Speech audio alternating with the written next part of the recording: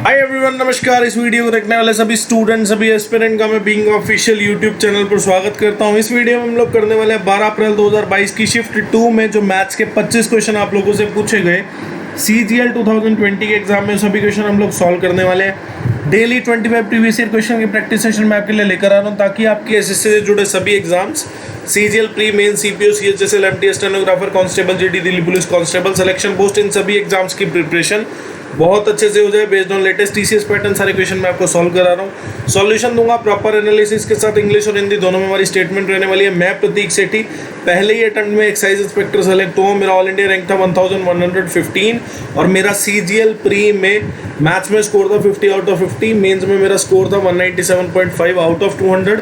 Maths का ही score है। और इससे पहले मैं आप लोगों को 4 वीडियोस प्रोवाइड कर चुका हूँ CGL 2021 के क्वेश्चंस की, अभी आपको आई बटन पर दिख भी जाएंगी। इस वीडियो के बाद 16 वीडियोस और बचती हैं और मेरा टारगेट रहेगा 8 अगस्त को आपका मेंस का एग्ज़ाम है, तो उससे एक दिन पहले यानी कि 7 अगस्त तक हम ये ख़त्म कर देंगे सीरीज़, जिसमें कि CGL 2021 के मैथ्स के 525 क्वेश्चन मैंने आप लोगों को कराने हैं। ये सारे लिंक आपको डिस्क्रिप्शन में अवेलेबल हो जाएंगे। और जो अभी तक मैंने पढ़ाया है, चाहे वो चैप्टर्स हो, चाहे वो प्रीवियस ईयर क्वेश्चन हो, मैंने 2019 और 2020 के CPO CHSL CGL के क्वेश्चन कराए हैं, ठीक है। तो वो क्वेश्चन आप लोगों को एक प्लेलिस्ट जो कि आपको डिस्क्रिप्शन में उनका लिंक अवेलेबल हो जाएगा, ये सारे लिंक भी अवेलेबल हो जाएंगे। जो चैप्टर्स मैंने कराए हैं उनके लिंक भी आपको डिस्क्रिप्शन में अवेलेबल हो जाएंगे।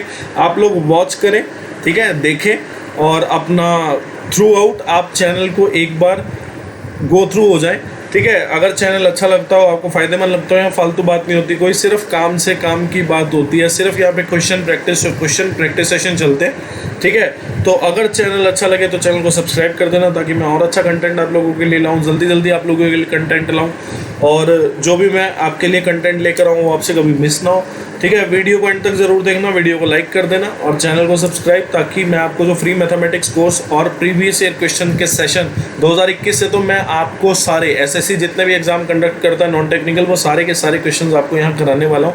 जो भी SSC क्वेश्चन पूछेगा यहाँ पे आपको देखने को मिलेगा, ठीक है। तो आप चैनल को सब्सक्राइब कर देना। व्हाट्सएप नंबर है, किसी को प्रिपरेशन से रिलेटेड कोई गाइडेंस या वैसे भी कोई डाउट आए कभी मैथ्स की क्लासेस में, वो पूछ सकता है मुझसे, ठीक है। पहला क्वेश्चन में बोला है क्या कि एक क्वाड्रिलेटरल है ABCD, एक क्वाड्रिलेटरल है ABCD। अब बाइसेक्टर जो है एंगल C और एंगल D का, मान लीजिए ये एंगल D है, ये वाला एंगल C है, इन दोनों एंगल का जो बाइसेक्टर है वो जाके मिलता है पॉइंट E पे और आपको एंगल CED गिवन है। आपको एंगल CED गिवन है कितना, 57 डिग्री। आपको एंगल CED गिवन है, आपको एंगल A गिवन है कितना, 47 डिग्री। आपको एंगल B बताना, ठीक है। तो ध्यान रखना हमेशा, इसका एक फॉर्मूला होता है क्या कि एंगल CED जो होता है वो आधा होता है angle A plus angle B के जोड़ के। तो आपने देखा एंगल CED की वैल्यू कितनी, 57 इंटू 2 और एंगल A कितना, 47। तो एंगल B आप निकाल लो, 57 दूनी 114 में से अगर आप 47 घटाओगे तो आप पाओगे कितना आता है, 67 degree is the correct answer. Angle B जो है आपके पास 67 आ जाएगा, ये फॉर्मूला लगेगा।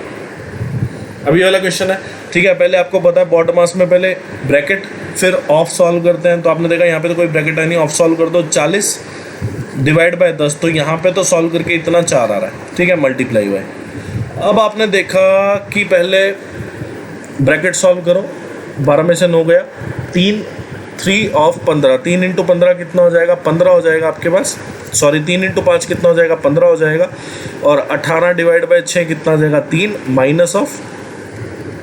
-5, ये ब्रैकेट बंद और यहाँ पे कितना आ गया आपके पास, 25 आ गया। तो आपने देखा 5 दिया 45 और माइनस प्लस 5, तो ये कितना हो गया, 50 डिवाइड बाय 25 मल्टीप्लाई बाय 4। तो 4 इंटू 50 डिवाइड बाय 25, तो आपने देखा ये गया 2 पे, तो 4 दूनी कितना हो जाएगा आपके पास, 8 जो है करेक्ट आंसर होगा। क्वेश्चन में बोला है A can complete 25% of the work in 15 days. आपने देखा कि ए जो है ना 25% जो काम है वो 15 दिन में कर देता है। आपने देखा ए जो है 25% काम जो है 15 दिन में कर देता है। तो आप बोलोगे कि 100% यानी कि ए जो है पूरा काम जो है वो कितने दिन में करेगा। आपने देखा 25% काम कर रहा है अगर 15 दिन में, तो पूरा काम करने में उसको कितने दिन लगेंगे, 60 दिन लगेंगे।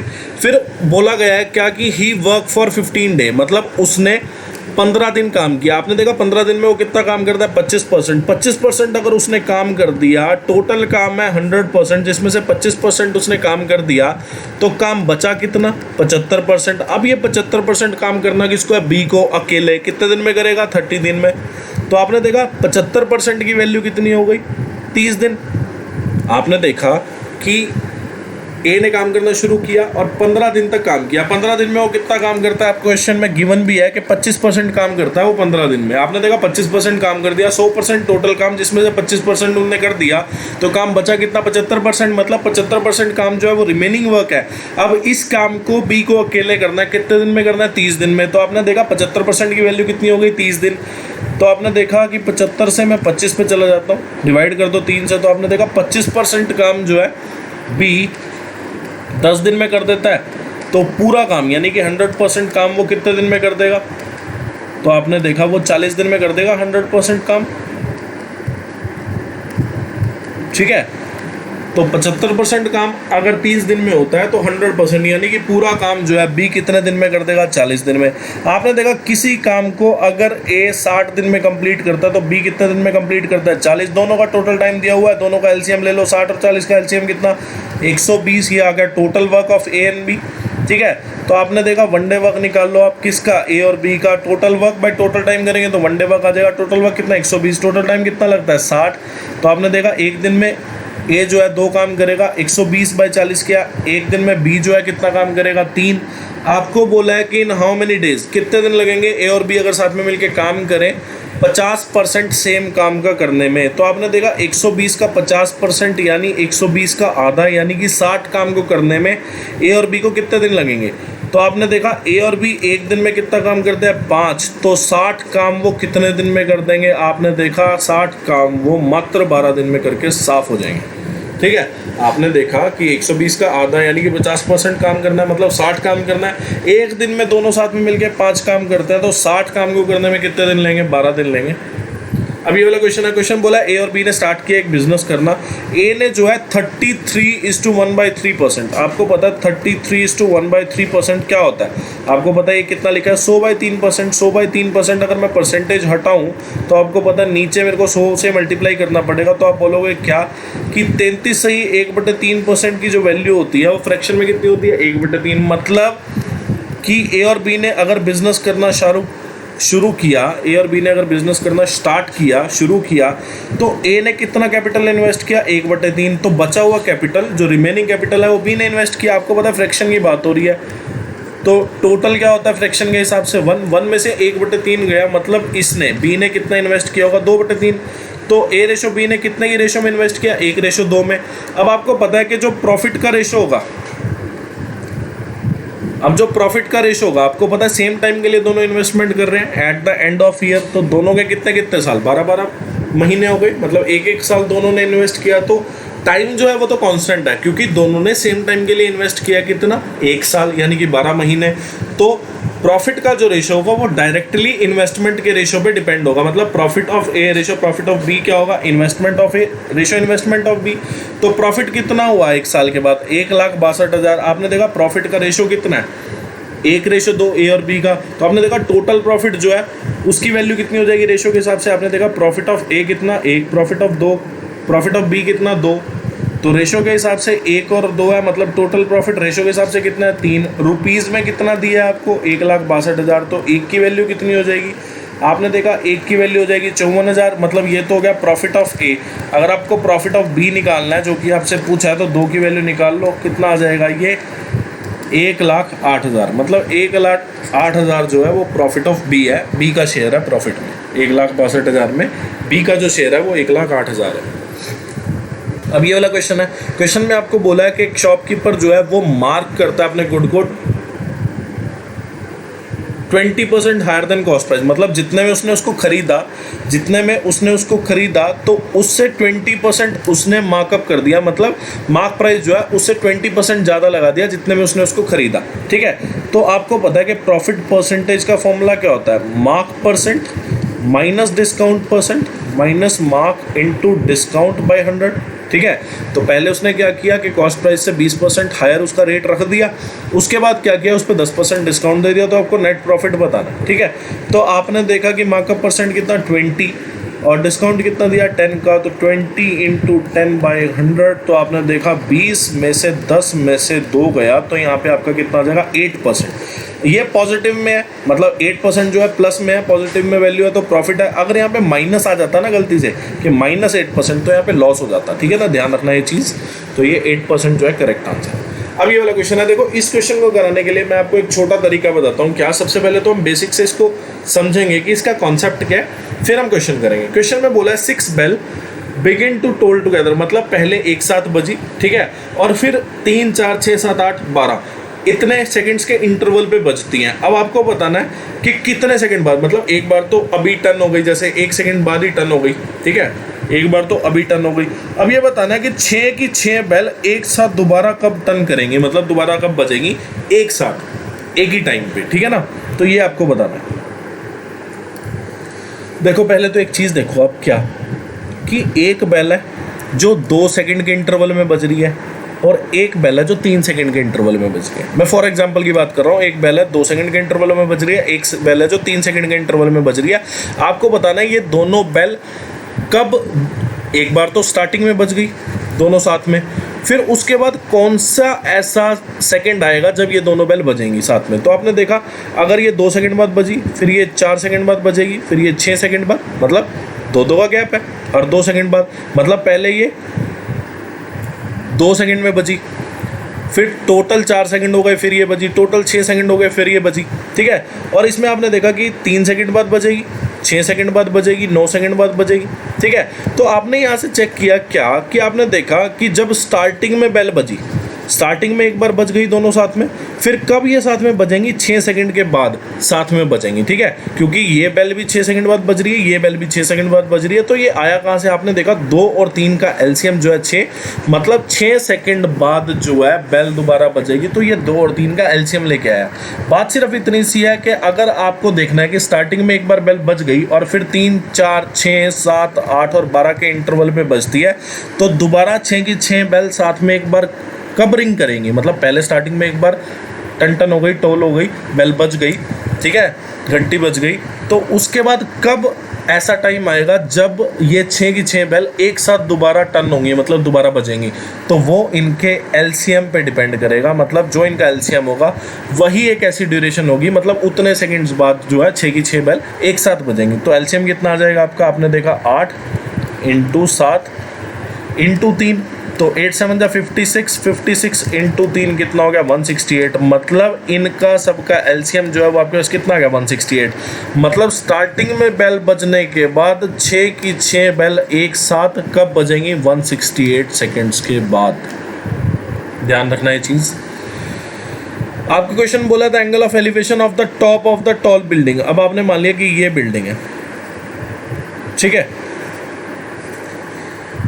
फ्रॉम द पॉइंट्स M और N, एक पॉइंट M है, एक पॉइंट N है, ठीक है, ये 72 मीटर दूर है और ये 128 मीटर दूर है किससे, बिल्डिंग से। From the base of the building, building का बेस कहाँ है, यहाँ पे है, ठीक है, in the same straight line. तो जो एंगल ऑफ एलिवेशन यहाँ पे बन रहे हैं ना, एंगल ऑफ एलिवेशन, मान लो ये एंगल ऑफ एलिवेशन अल्फा है, ये बीटा है, तो एंगल ऑफ एलिवेशन जो M और N पॉइंट में बन रहे हैं, ये एंगल आपस में दोनों एक दूसरे के कॉम्प्लीमेंट्री हैं, मतलब अल्फा प्लस बीटा का जोड़ कितना 90 डिग्री। अब in the same straight line बोल रहा है, मतलब ये जो स्ट्रेट लाइन चल रही है इसी सेम स्ट्रेट लाइन में बोला कि यहीं पे इसी सेम स्ट्रेट लाइन पे बन रहे हैं। अब सेम स्ट्रेट लाइन पे बनने का मतलब ये है कि एक जो है बिल्डिंग के राइट साइड हो सकता है, दूसरा लेफ्ट साइड हो सकता है, और एक ऐसा हो सकता है मतलब बिल्डिंग के ऑपोजिट साइड्स हो सकता है एक केस तो, और एक केस ऐसा हो सकता है कि बिल्डिंग के एक ही साइड, मतलब चाहे तो लेफ्ट हैंड साइड और चाहे तो राइट हैंड साइड बनेगा, ठीक है। 2 ही केस हो सकते हैं कि सेम स्ट्रेट लाइन पे अगर वो बन रहे हैं तो एक ही मतलब 2 केस हो सकते हैं क्या, एक तो बिल्डिंग के ऑपोजिट साइड दोनों बन जाए, और एक केस हो सकता है कि बिल्डिंग के सेम साइड दोनों बन जाए, ठीक है। तो यहाँ पे मान लो ये N है और यहाँ पे M है, तो यहाँ पे भी अल्फ़ा बीटा, तो अल्फ़ा बीटा का जोड़ कितना 90, तो बिल्डिंग की मान लो ये हाइट h है और ये भी h है, ठीक है। तो दोनों केस बन सकते हैं। ठीक है। तो ध्यान रखना एक चीज़, एक चीज़ और क्या रह गई बताने की, ठीक है। तो ध्यान रखना एक चीज़ क्या, कि जब भी ऐसा क्वेश्चन आए आपको बोले क्या कि एम और एन 2 पॉइंट है, इतनी इतनी दूर है किससे, बिल्डिंग से, और जो एंगल ऑफ एलिवेशन बन रहा है एम और एन पॉइंट पे, चाहे वो सेम साइड हो बिल्डिंग के, चाहे वो अपोजिट साइड हो बिल्डिंग के, जब भी ऐसा कुछ दिया जाए तो हाइट ऑफ बिल्डिंग या हाइट ऑफ टावर, या जब भी आपसे ये हाइट पूछेगा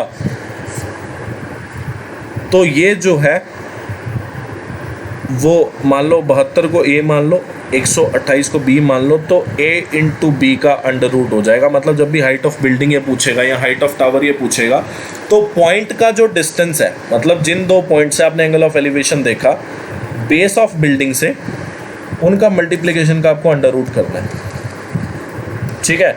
तो आपने देखा 72 दूनी कितना हो जाएगा 144, 144 का अंडर रूट कितना 12। अब 144 अगर हो गया तो यहाँ पे 64 बचा, 64 का अंडर रूट कितना 8, तो 12 8 कितना हो जाएगा आपके पास 96, 96 जो आपका करेक्ट आंसर हो जाएगा। चाहे कोई भी केस हो, चाहे ये वाला हो चाहे ये वाला हो, अपोजिट साइड हो तब भी सेम फॉर्मूला लगेगा, अगर सेम साइड हो दोनों पॉइंट्स तब भी सेम फॉर्मूला लगेगा। क्वेश्चन में बोला सिंपल इंटरेस्ट जो है सर्टेन सम पे, ठीक है। आपने मान लिया कि सम जो होगा ना वो पी होगा, तो सिंपल इंटरेस्ट जो है वो कितना हो जाएगा 1/8 ऑफ द सम, ठीक है। When the number of year is equal to half of the rate of the percentage, तो आपने रेट मान लिया आर, तो टाइम कितना हो गया आपके पास रेट का आधा। अब सिंपल इंटरेस्ट का फॉर्मूला होता क्या है PRT/100। सिंपल इंटरेस्ट कितना P/8, P को एज इट इज रहने दो, R को भी एज इट इज, T जो है वो कितना हो जाएगा R/2, और यहाँ पे कितना आ गया 100, ये तो गया। उसके बाद आपने देखा ये 4 पे गया और ये 25 पे गया, तो आर स्क्वायर की वैल्यू जो है 25 हो गई, तो आर की वैल्यू कितनी हो जाएगी 5%, मतलब रेट जो है 5% हो गया। अब रेट आपने निकाल लिया, आपको बोला है find the simple interest, simple interest आपको बताना है, सम आपको दे दिया कितना 15,000, रेट जो है सेम है कितना 5%, टाइम जो है वो 8 साल है, ठीक है। तो आपने देखा कि 8 5 जा 40, और 40 में 4 आ गया, 4 इंटू 15, 4 इंटू 15 कितना होता है 60, तो यहाँ पे 6,000 आ जाएगा, 6,000 जो है वो आपका सिंपल इंटरेस्ट है। क्वेश्चन में बोला what is the average of all the prime numbers between 70 and 90। तो आपने देखा कि कौन कौन से प्राइम नंबर्स होंगे, देख लो 71 होगा, 72 नहीं होगा, इवन नंबर तो खैर कोई भी नहीं होगा, फिर 73 चेक कर लो, 77 प्राइम नंबर नहीं है, 79 होगा, ठीक है, 81 भी नहीं हो सकता, 83 होगा, 87 भी नहीं हो सकता क्योंकि 3 पे जाता है, और 89 होगा। मतलब ये जो 5 नंबर हैं, ठीक है, ये जो है 5 नंबर ये प्राइम नंबर हो जाएंगे, ठीक है। तो आपने देखा टोटल नंबर ऑफ टर्म्स कितनी है 5, एवरेज निकाल लो।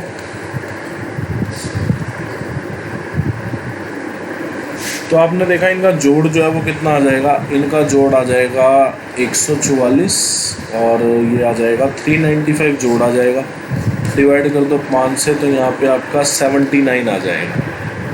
तो 79 इज़ द करेक्ट आंसर। अब ये वाला क्वेश्चन है ट्रायंगल ABC है, ठीक है, इसमें I जो है वो इन सेंटर है,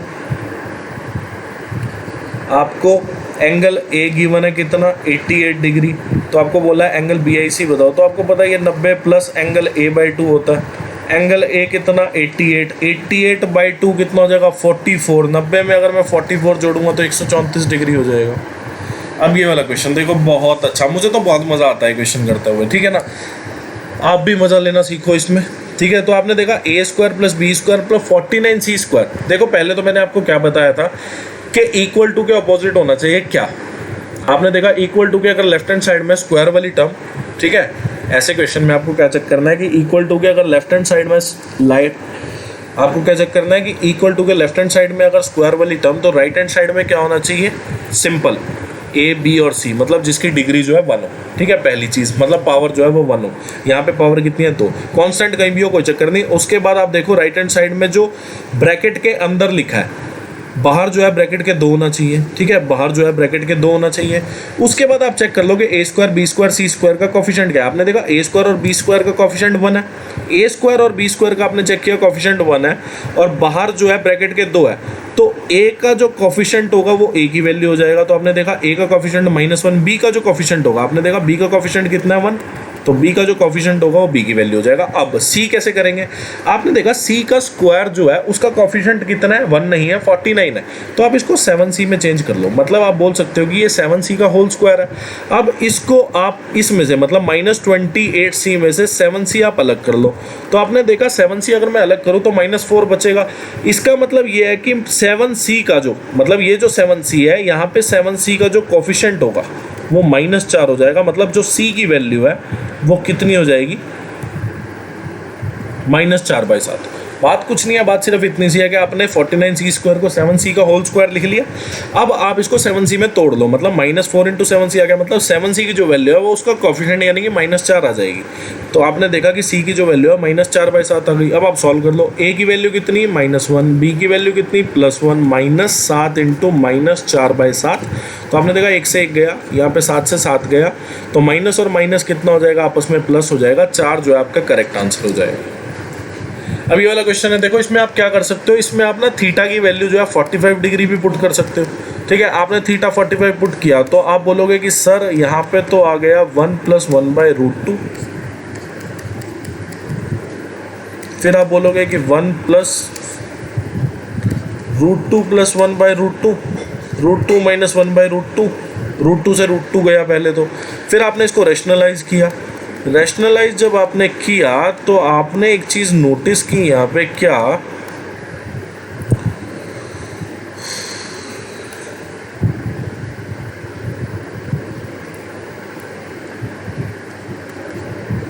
कि ऊपर तो स्क्वायर बन गया और नीचे जो है a + b a - b √2 का स्क्वायर कितना 2, 2 - 1 का स्क्वायर कितना 1, तो आपने देखा 2 - 1 कितना होगा 1, तो यहाँ पे आप लिख सकते हो, तो ये कितना हो गया आपके पास 2 + √2। ठीक है, ये तो कट गया आपस में, तो आपके पास क्या होगा 2 + √2। अब ऑप्शन में चेक कर लो, आपने थीटा की वैल्यू 45 डाली, 45 डाली तो आपने देखा ये हो गया 1, ये हो गया √2, तो यहाँ पे सॉल्व करके क्या आ रहा है 2 - √2 पर आपका आया 2 + √2। फिर आपने देखा यहाँ पे 1 आ गया, 1 से 1 गया 0, √2 बचा, और यहाँ पे -√2 बचा, बी ऑप्शन में 1 से 1 गया, तो आपने देखा ये चेक करा 1 + √2 + 1, तो ये 2 + √2 मतलब डी जो है करेक्ट आंसर है। एक तरीका तो ये होगा, दूसरा तरीका आप इसको इलेबोरेटली भी सॉल्व कर सकते हैं। ठीक है, कॉट थीटा क्या होता है, कॉट थीटा होता है cos theta by sine theta plus cos theta.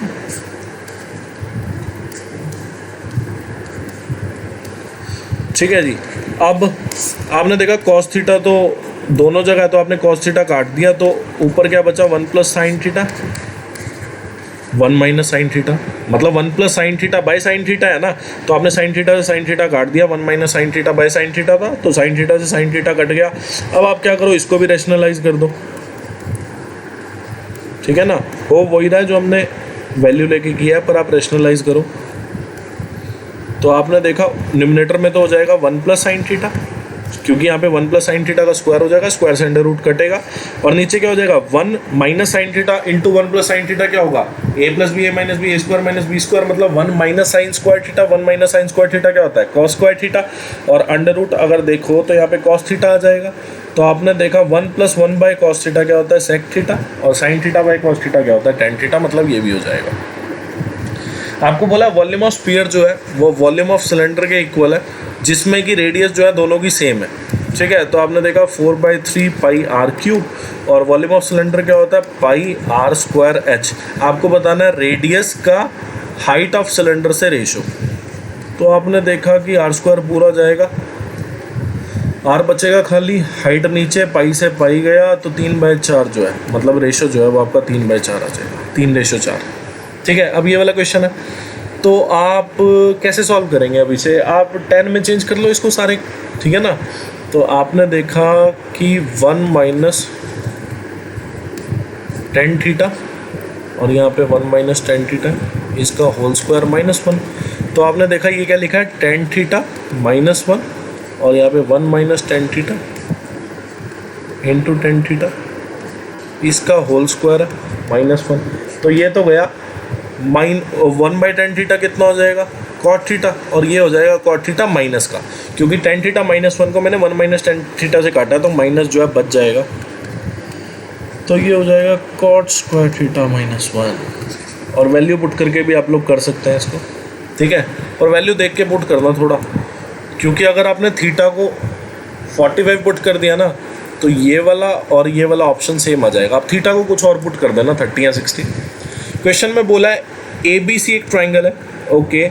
A B और ए सी साइड को जब प्रोड्यूस किया गया डी और ई तक, तो बाइसेक्टर जो बना, एंगल सी बी डी का बाइसेक्टर, मतलब ये वाला जो एंगल है इसका बाइसेक्टर जो बना, और एंगल बी सी ई का बाइसेक्टर जो है, मतलब ये वाला जो एंगल है इसका जो बाइसेक्टर है, ये मिलते हैं कहाँ पे जाके, पी पॉइंट पे। मतलब ये जो है आपका एक्स सेंटर हो गया। आपको एंगल ए गिवन है कितना, 78 डिग्री। आपको एंगल पी निकालना है, ये वाला एंगल। अब एक्स सेंटर की वैल्यू क्या होती है आपको पता है, 90 डिग्री प्लस एंगल A/2, ठीक है। तो 90 sorry minus A/2। X centre की जो वैल्यू होती है, या एक्स सेंटर पे जो फॉर्मूला बनता है, या एक्स सेंटर पे जो एंगल बनता है, वो 90 डिग्री माइनस एंगल A/2 होता है, ठीक है ना। देखो ये वाली शिफ्ट में जो है इन सेंटर पे भी क्वेश्चन आया है, एक्स सेंटर पे भी। मतलब इन सेंटर और एक्स सेंटर बहुत इंपॉर्टेंट है, ध्यान रखना इस चीज़ को।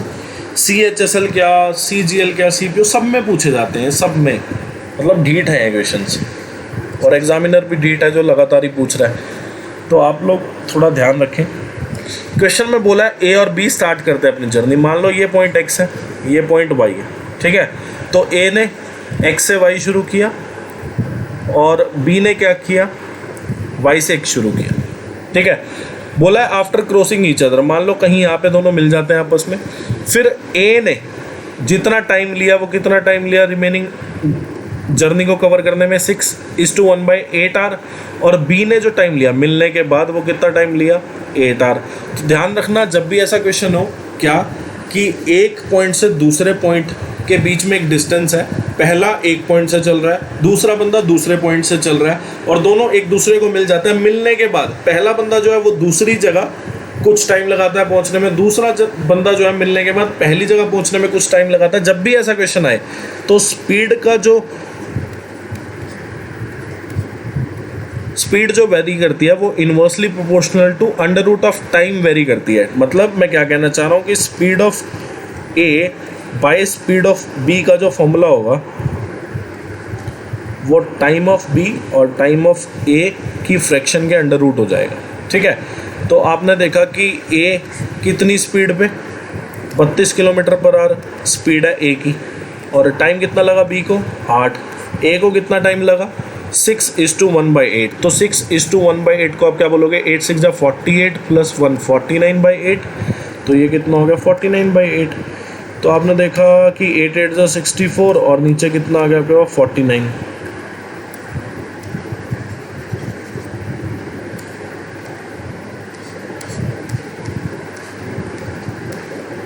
ठीक है जी। और यहाँ पे स्पीड ऑफ ए आपको गिवन है, स्पीड ऑफ बी आपको निकालनी है। तो आपने देखा 64/49 का अंडर रूट कितना हो जाएगा, 8/7। तो 8 इसको 4 पे काटेगा, तो स्पीड ऑफ बी जो है वो आपके पास कितनी आ जाएगी, 7 4 जा 28।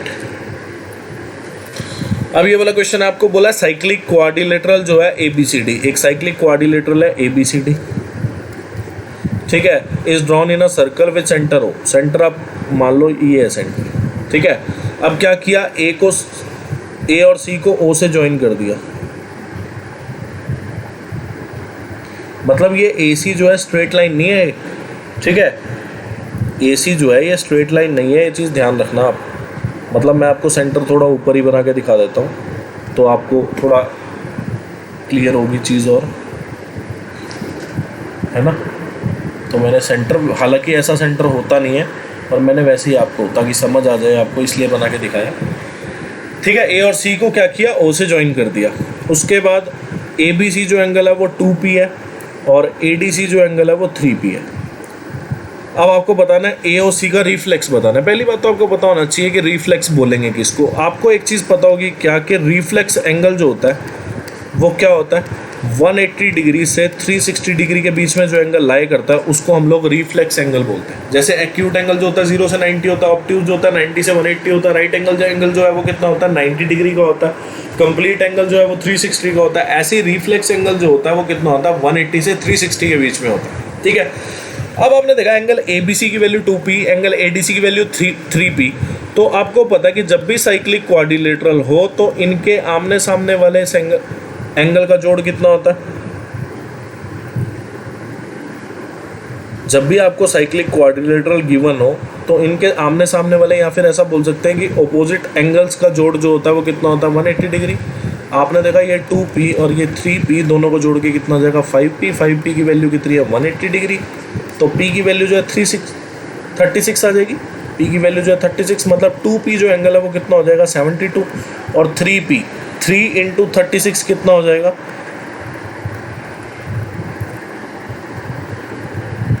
108 डिग्री एंगल हो जाएगा। ठीक है, तो आपने एक चीज़ देखी क्या कि अगर मैं ए से सी को ज्वाइन करूं, ठीक है, अगर मैं बोलूं कि मैंने ए से सी को ज्वाइन किया, आप बोलोगे कि सर ए सी एक कॉर्ड है जो सरकमफ्रांस के पॉइंट पे 72 डिग्री एंगल बना रही है, तो सेंटर पे कितना एंगल बनाएगी?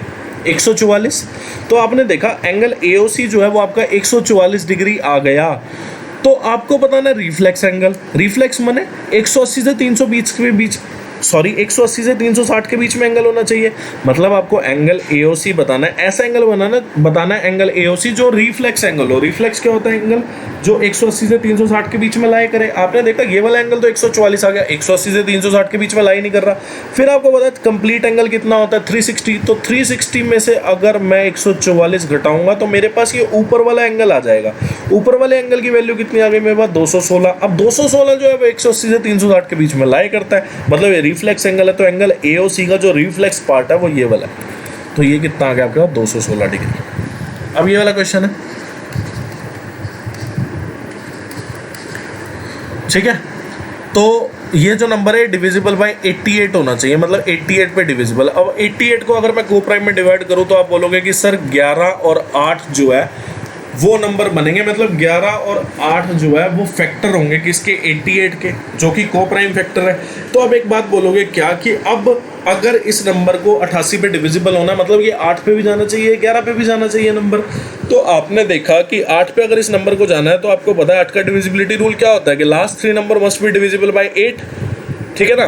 तो आपने देखा कि 4, 6 कौन सा नंबर होगा? आपने देखा कि 460 अगर मैं चेक करूं तो आप बोलोगे 40 तो एग्जैक्टली जाता है 60 बचा, 60 पे अगर मैं 4 ऐड कर दूं तो 464, मतलब 464 एक ऐसा नंबर है जो 8 पे डिविजिबल होगा, क्योंकि 464 मतलब 400 तो 8 पे जाएगा, फिर 64 भी 8 पे जाता है तो 8 पे 464 जाएगा। मतलब ये जो नंबर है B जो डिजिट है उसकी वैल्यू 4 होगी, क्योंकि 464 ही एक ऐसा नंबर है सिर्फ, मतलब B की वैल्यू अगर मैं 4 रखूँ तभी जाके ये नंबर जो है 8 पे डिविजिबल होगा। उसके अलावा कोई ऐसी वैल्यू B की पॉसिबल नहीं है जिस पे ये 8 पे डिविजिबल हो जाए, ठीक है। उसके बाद 11 का डिविजिबिलिटी रूल सबको पता है, सम ऑफ ऑड डिजिट। तो ऑड डिजिट कितने हो गए? 8, 5, 13, 4, 17, 4, 21 minus sum of even digit A plus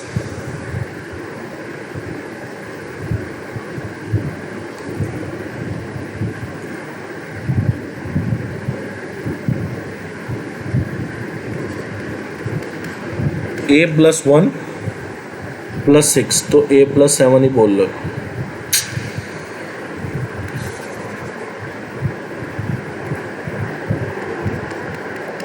equal to 11 के होना चाहिए, ठीक है। यहाँ पे K की कुछ भी वैल्यू हो सकती है, 0, 1, 2, 3, 4 कुछ भी हो सकती है, माइनस में भी आप ले सकते हैं जब ज़रूरत पड़े, पर 1 और 2 वैल्यू पे चल जाएगा। 1, 2 भी नहीं चाहिए, 1 और 1 वैल्यू पे भी सर जाएगा आपका, ठीक है। तो आपने देखा कि 8 और 5 13, 4 17, 4 21 आ गए यहाँ पे, और यहाँ पे -7 माइनस A, और यहाँ पे अगर आप K की वैल्यू 1 रखो तो आप 11 पे चेक कर लो, तो आपने देखा A जो है राइट हैंड साइड आ जाएगा। 21 में से 7 गए तो 14, 14 में से 11 गए तो कितना आ जाएगा आपके पास? 3, मतलब A की वैल्यू जो है वो आपके पास कितनी आ जाएगी? 3। B की वैल्यू 4, A की वैल्यू 3, तो 4 - 3 कितना हो जाएगा? 1 जो है आपका करेक्ट आंसर होगा। अब ये वाला क्वेश्चन है, इसके लिए 2 फॉर्मूला चाहिए, क्या क्या कि A+B+C का होल स्क्वायर जो होगा वो आपको पता है A² + B² + C²।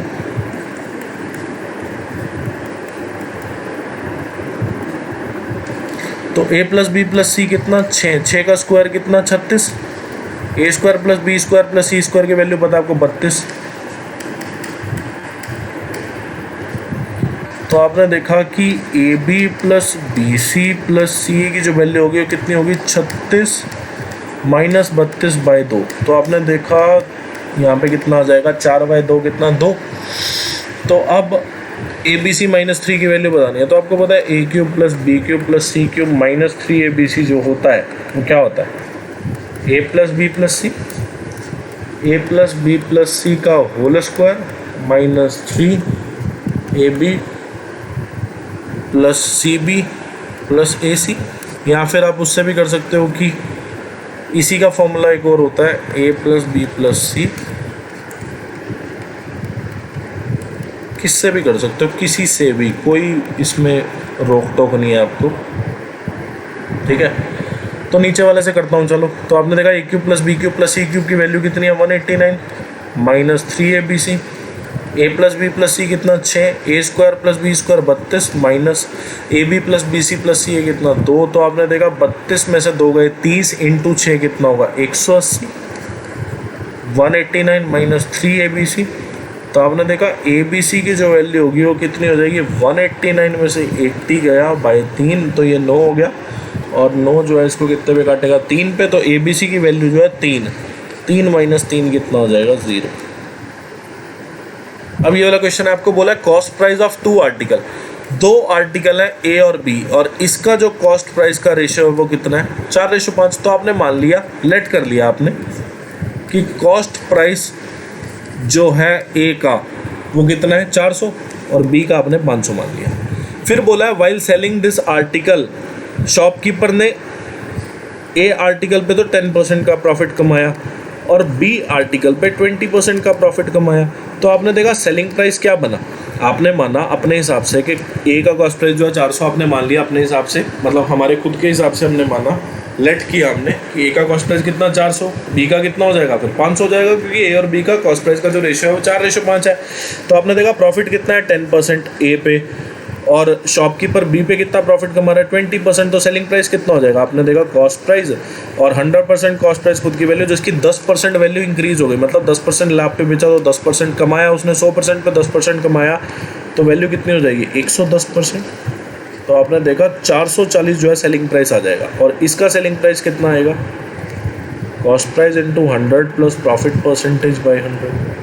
तो इसका कॉस्ट प्राइस जो है वो आपका 600 आ जाएगा, ठीक है। तो आपने देखा हमारे हिसाब से सेलिंग प्राइस कितना आया आर्टिकल ए का 440 और आर्टिकल बी का सेलिंग प्राइस हमारे हिसाब से कितना है 600। तो क्वेश्चन में दिया है डिफरेंस जो है सेलिंग प्राइस का कितना 480। हमारे हिसाब से डिफरेंस कितना है दोनों आर्टिकल के सेलिंग प्राइस का 160। क्वेश्चन में कितना दिया है 480। तो एक की वैल्यू कितनी आ गई 3। आपको बोला difference in the cost price. तो हमने जो है कॉस्ट प्राइस कितना माना था, हमने 500 और 400 माना था। तो 500 और 400 के हिसाब से क्वेश्चन सॉल्व कर दोगे। 500 आर्टिकल बी का कॉस्ट प्राइस है, आर्टिकल ए का कॉस्ट प्राइस 400, इन दोनों का डिफरेंस कितना हो जाएगा 100।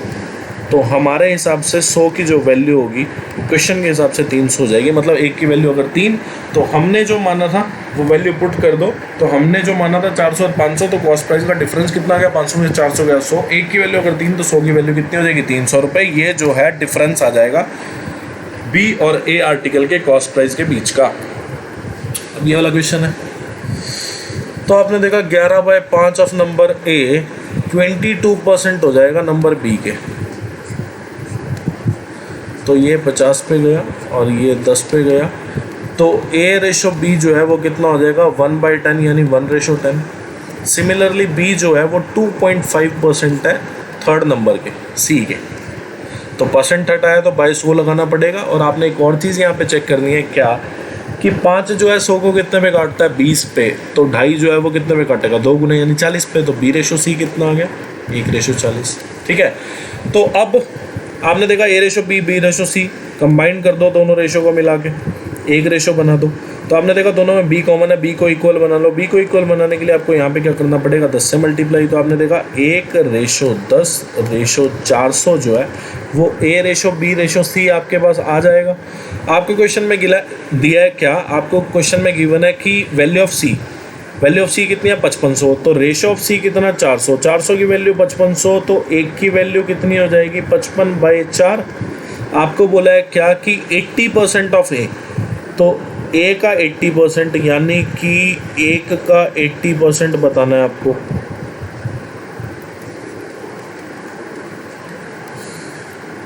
और 40% ऑफ बी, ठीक है। तो 10 का 40% आपको बताना है। तो ये कितना हो जाएगा, आपने देखा कि इसकी वैल्यू 4 आएगी, इसकी वैल्यू 0.8, तो ये कितना हो गया 4.8। तो एक की वैल्यू अगर 55/4, तो 1 की वैल्यू अगर 55/4 हो गई, तो 4.8 की वैल्यू कितनी होगी, 55/4 इंटू 4.8। तो आपने देखा ये कितने पे गया, 1.2 पे। 1.2 पे अगर ये गया तो 55 को अगर आप 1.2 से मल्टीप्लाई करोगे तो 66 आ जाएगा। अब ये वाला क्वेश्चन है, देखो ये क्वेश्चन थोड़ा लेंथी है पर आसान है, ठीक है। आपको एवरेज पूछा है। एवरेज हिस्टोग्राम में निकालते कैसे हैं, एक चीज़ आपको ये भी पता लगेगी आज के एवरेज जब भी आपको हिस्टोग्राम पे निकालनी हो तो आप कैसे निकालेंगे उसको। क्वेश्चन में बोला कि गिवन हिस्टोग्राम है, रिप्रेजेंट कर रहा है marks of student, total number of student आपको 350 दे दिया, मैक्सिमम मार्क्स जो है वो आपको 300 दे दिया, ठीक है। तो आपको जो है एवरेज बताना है। तो एवरेज देखो, पहली बात तो आपने देखा ये 20 मार्क्स से 40 मार्क्स लाने वाले स्टूडेंट है, कितने 10। तो आपने देखा 20 और 40 का एवरेज कितना आ जाएगा, 30 आ जाएगा। 40 और 60 के बीच में मार्क्स लाने वाले कितने, 18। तो 40 और 50 का एवरेज कितना आ जाएगा, 50। 60 और 80 का कितना आ जाएगा एवरेज, 70। 80 और 100, मतलब जब भी ऐसा क्वेश्चन सॉल्व करना हो, आपको हिस्टोग्राम में बोले कि आप एवरेज बताओ, तो सबसे पहले तो आप हिस्टोग्राम में एवरेज जो है इस रेंज का निकालेंगे। 20 और 40 का एवरेज कितना, 30। 40 60 का कितना, और 100 और 120 का एवरेज कितना, 110।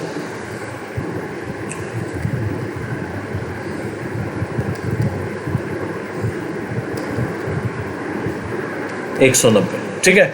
अब आप क्या करो, अब मल्टीप्लाई करना शुरू करो। मतलब आपने देखा है नंबर ऑफ स्टूडेंट कितने हैं, 10 बच्चों के एवरेज जो है वो कितने हैं, 30। तो टोटल कितने हैं, 10 × 30। सिमिलरली 18 बच्चों के अगर 50 एवरेज मार्क्स आ रहे हैं तो टोटल कितने हैं, 18 × 50, 32 × 70, 45 × 90 plus 60 × 110 plus 75 × 130 plus 55 × 150 plus 40 × 170 plus 15 × 190 divide कर देना। आप टोटल नंबर ऑफ स्टूडेंट कितने हैं, 350। तो आपने देखा यहाँ से 300 आ रहा, सॉल्व करके यहाँ से 900 आ जाएगा। 300 900 और ये हो गया 2240। ये आपके पास हो जाएगा 4050 होगा।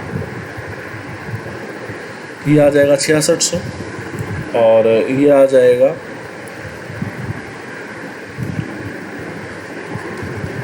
9750, 1365, ठीक है।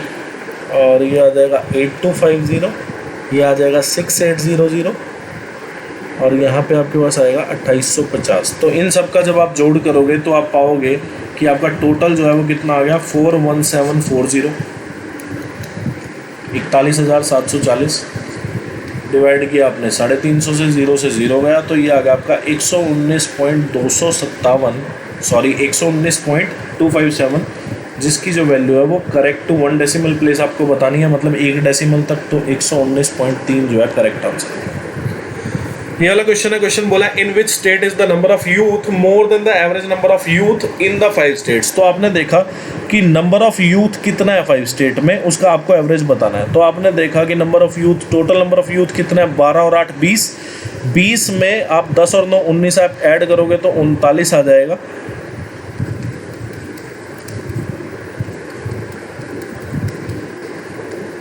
ठीक है।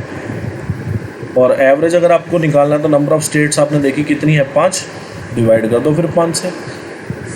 तो आपने देखा कि 12 और 8 20 में अगर मैं 19 ऐड करूँगा तो 39 होगा, और 39 को अगर मैं 11.5 में ऐड करूँगा तो आप देखोगे 50.5 बनता है ना।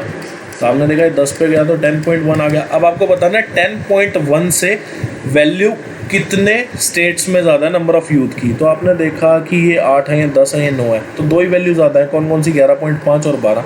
तो ए और सी जो है करेक्ट ऑप्शन हो जाएगा। अब ये वाला क्वेश्चन है, आपको बोला है टोटल नंबर ऑफ एम्प्लॉयज जो है वो 2400 है। आपको बोला है कि कौन से ऑफिस में जो नंबर ऑफ एम्प्लॉय है वो 600 है। आपने देखा 600 जो है वो कितने परसेंट हो जाएंगे, पहले तो आप ये चेक कर लो कि 600 जो है वो कितने परसेंट हो जाएंगे। आपने देखा टोटल नंबर ऑफ एम्प्लॉय 2400, जिसमें से 600 एम्प्लॉय का परसेंटेज कितना होगा, आपने देखा ये तो 25% हो जाएगा। ठीक है, तो 25% और ये डिग्री वाइज डिस्ट्रीब्यूशन है। आपको पता है कि टोटल कितना होता है 360 डिग्री, 360 डिग्री का 25% यानी कि 1/4 कितना हो जाएगा 90 डिग्री। 90 डिग्री चेक कर लो, तो ऑफिस डी ऐसा है जिसमें 90 डिग्री जो है वो बन रहा है। ठीक है, या फिर ऐसा बोल सकते हैं 90 डिग्री मतलब 1/4, तो 2400 का 1/4 ही 600 है। ठीक है, तो ये भी एक तरीके का क्वेश्चन देखने का। क्वेश्चन में बोला the number of student enrolled in camp A. Camp A कौन सा है, ये ऑरेंज वाला और येलो वाला है camp be in 2016। Camp A in 2016 and 2019। तो आपने देखा 140 में 180 जोड़ोगे तो सर 320 हो जाएंगे आपके। ठीक है, और कैंप बी कौन सा है आपका, येलो वाला। येलो वाले में आपने देखना कि 2015 और 2017, तो 240 में आपको 260 जोड़ के पता चलेगा कि इसकी वैल्यू 500 हो रही है, इसकी वैल्यू 320 हो रही है। अच्छा, रेशो तो बताना ही नहीं, आपको बताना है कितना परसेंटेज होगा। ठीक है, तो 320 जो है आपको बताना है, ये 320 जो है ये कितना परसेंट होगा 500 का। मतलब कैंप बी 2015 और 2017 के एनरोल्ड स्टूडेंट्स का कितना होगा परसेंटेज 2016 2019 के कैंप स्टूडेंट्स का। मतलब 2016 और 2019 में जो कैंप ए में स्टूडेंट एनरोल किए हैं वो कितने परसेंट होंगे, स्टूडेंट जो 2015 और 2017 में कैंप बी में एनरोल हुए हैं उनकी। तो आपने देखा कि ये तो गया, और 5 जो है इसको 64 पे काटेगा, तो 64% इज़ द करेक्ट आंसर। तो इस वीडियो में इतना ही। वीडियो अच्छी लगी हो वीडियो को लाइक कर देना, चैनल को सब्सक्राइब कर देना, शेयर कर देना, फ्रेंड रिलेटिव लोग जो भी आपका तैयारी करो कमेंट कर देना, अपने प्रीशियस रिव्यू फॉलो कर लेना ताकि जो भी वीडियो मैं आपके लिए लेकर आऊँ आपसे कोई मिस ना हो। Thanks for watching this video. आप लोग खुश रहें, तैयारी करते रहें। Thank you.